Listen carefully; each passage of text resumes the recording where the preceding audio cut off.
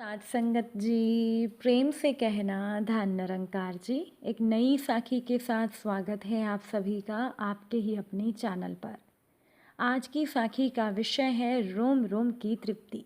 चलिए सुनते हैं आज की ये साखी। साथ संगत जी, एक प्रभु प्रेमी वृद्ध भगत एक 20-22 वर्ष युवक के साथ एक वैष्णव के घर गए। क्षेत्र उनके लिए नया था, इसीलिए रास्ता पूछ पूछ कर उन्हें जाना पड़ रहा था।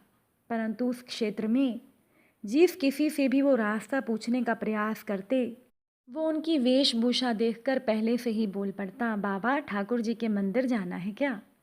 वह भी उसकी बात सुनकर हाँ भर देते।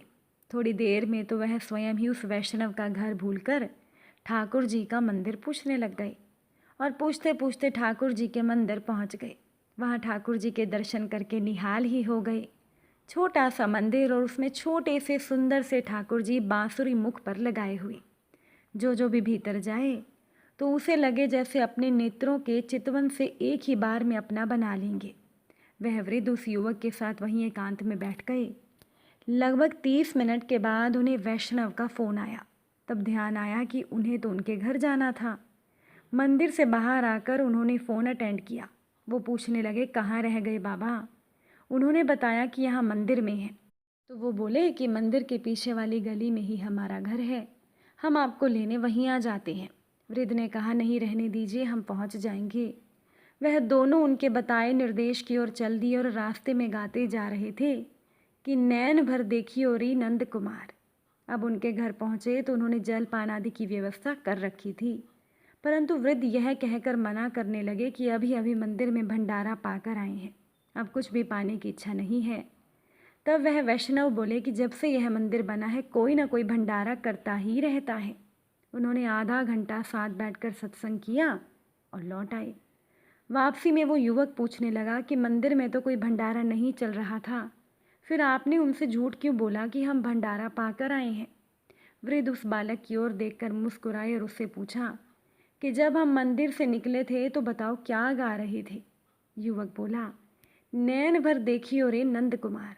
वृद्ध ने कहा, बस यहीं, वहाँ पर भगवान के रूप का भंडारा लगा हुआ था और हमने नैन भर के पाया है, तो हमारा पेट तो खुद ही भर गया।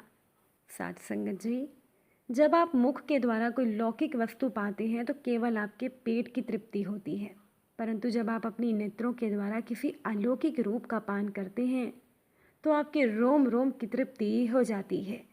साथ संगत जी, एक बार की बात है, महाभारत के युद्ध के बाद भगवान श्री कृष्ण जी और अर्जुन द्वारिका गए, पर इस बार रथ अर्जुन चला कर ले गए।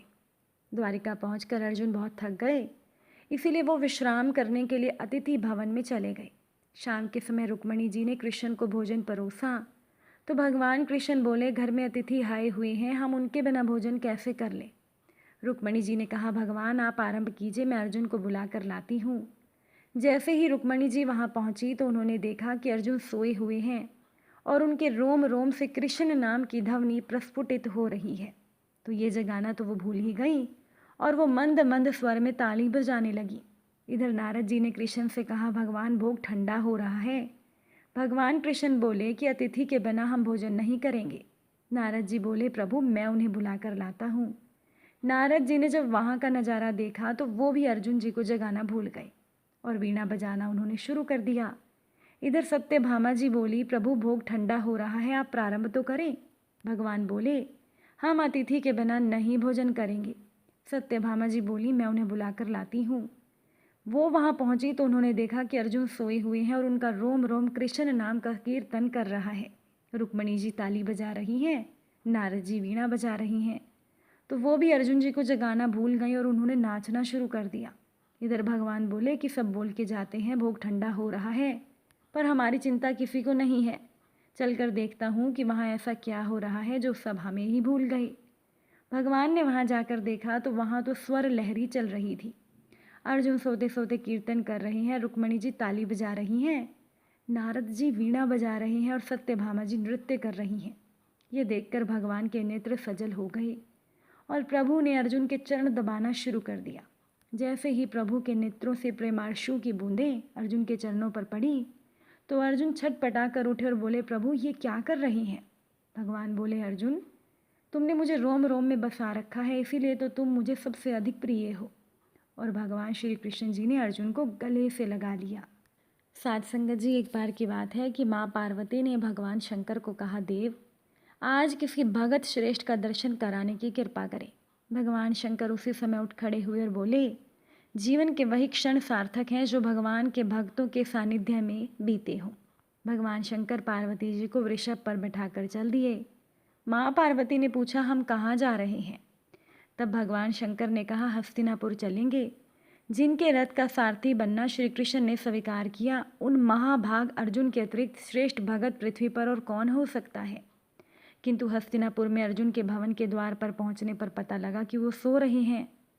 पार्वती जी को भगत का दर्शन करने की जल्दी थी, पर भगवान शंकर अर्जुन की निद्रा में विघ्न डालना नहीं चाहते थे। उन्होंने भगवान कृष्ण का स्मरण किया। उसी समय श्री कृष्ण जी, उद्धव जी, रुक्मणी जी और सत्यभामा जी के साथ पधारे और शंकर पार्वती जी को प्रणाम करके आने का कारण पूछा। भगवान शंकर ने कहा, आप अंदर जाकर अपने सखा को जगा दें, क्योंकि पार्वती जी अर्जुन जी के दर्शन करना चाहती हैं। जैसी आज्ञा कहकर भगवान कृष्ण अंदर चले गए। बहुत देर हो गई पर अंदर से कोई संदेश नहीं आया। तब शंकर जी ने ब्रह्मा जी का स्मरण किया। ब्रह्मा जी के आने पर शंकर जी ने उन्हें अर्जुन के कक्ष में भेजा, पर ब्रह्मा जी के अंदर जाने पर भी वो बहुत देर तक बाहर नहीं आए।